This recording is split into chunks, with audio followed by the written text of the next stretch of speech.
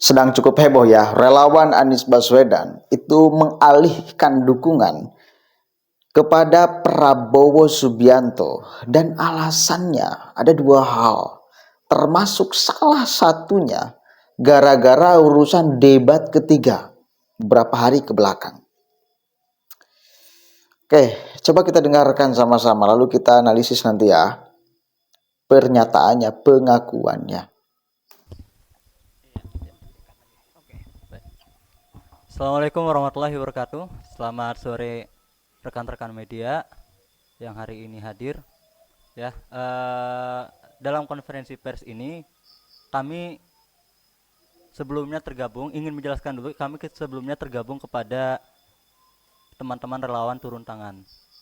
Turun tangan itu adalah relawan yang saat itu tahun 2015 ya atau 2013 saat itu diinisiasi oleh Bapak Anies Baswedan dalam posisinya sebagai Kemendikbud untuk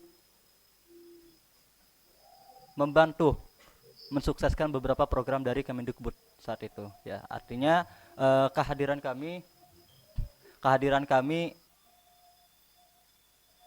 ingin mengedukasi kepada masyarakat, juga pengabdian kepada masyarakat yang saat itu memang sudah berjalan lancar hingga hari ini. Namun akhir-akhir ini relawan turun tangan, kita lihat ada indikasi lain yang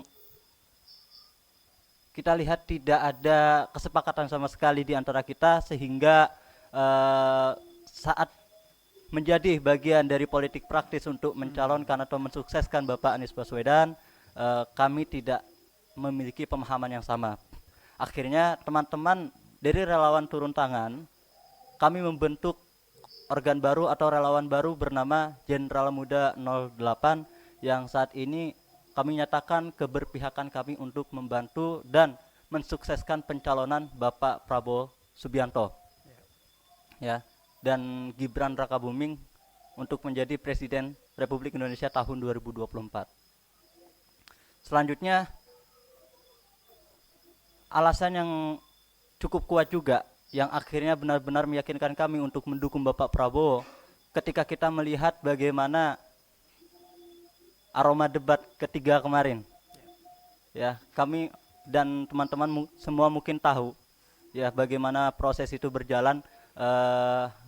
Bapak Prabowo diserang habis-habisan, bahkan mungkin banyak yang bilang juga ini secara personal yang tidak ada kaitannya dengan apa yang menjadi fokus utama dalam debat capres, sehingga kita lihat pada merendahkan Prabowo ya, mengunderestimate posisinya Bapak Prabowo untuk menonjolkan pribadinya jauh lebih baik ketimbang Pak Prabowo. Nah, itu mungkin bagi kami adalah sikap-sikap yang kurang etis, apalagi dilakukan oleh sosok yang kita kenal mungkin intelektual.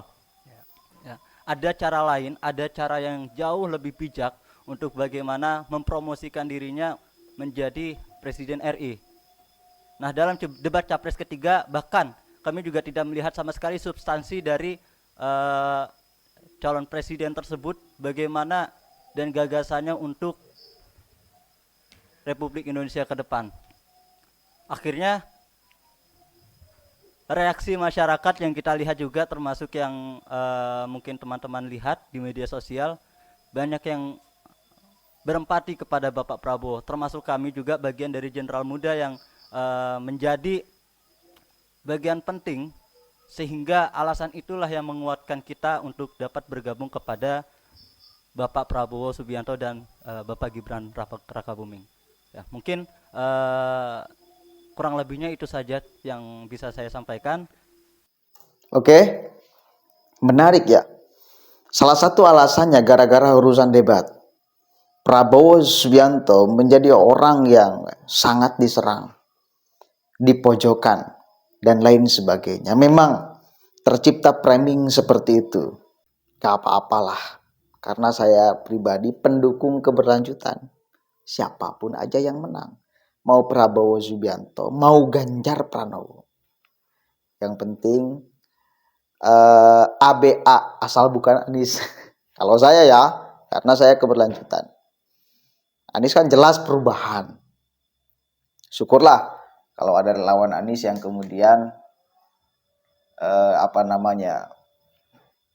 menjadi pindah dukungan kepada Prabowo Subianto. Amunisi keberlanjutan kan semakin semakin tambah gitu.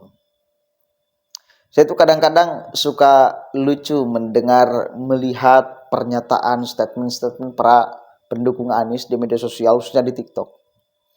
Banyak yang ngomong, orang cerdas itu pasti pilih Anies. Orang pintar itu pasti pilih Anies. Ini pertanyaan saya, ini yang ngomong ini pintar atau goblok? Pintar atau tolol? Pertanyaan saya itu ya. Karena mana ada orang pintar ngaku pintar? Mana ada orang cerdas ngaku cerdas? Nggak ada. Biasanya orang pintar itu nggak ngaku pintar. Orang cerdas itu nggak ngaku cerdas. Orang yang mulia itu tidak mengaku bahwa dirinya mulia. Bahkan tidak merasa bahwa dirinya mulia. Justru biasanya kalau yang mengumbar-umbar kayak gitu, kebalikannya. Bukan orang cerdas, tapi orang bodoh. Bukan orang pintar, tapi orang bego. Jadi pintar dan ngaku-ngaku pintar itu beda ya. Cerdas dan ngaku-ngaku cerdas itu beda ya. Jangan samakan antara pintar dan yang ngaku-ngaku pintar. Jangan samakan antara cerdas dan yang ngaku-ngaku cerdas. Ini banyak para pendukung Anies itu yang ngeklaim, yang merasa. Orang pintar itu harus pilih Anies. Orang cerdas itu pasti pilih Anies. Mungkin dirinya merasa pintar. Padahal orang yang benar-benar pintar gak bakalan merasa bahwa dirinya pintar. Berarti dia goblok apa pintar? Bego apa pintar? Bodoh apa pintar? Cerdas apa bego? Ini tuh. Sederhana kan? Suka kadang-kadang, dari mana dasarnya orang pintar pasti pilih Anies, orang cerdas pasti pilih Anies? Ada yang lebih ekstrim. Orang berislam pasti pilih Anies. Diragukan keislamannya bila tidak pilih Anies.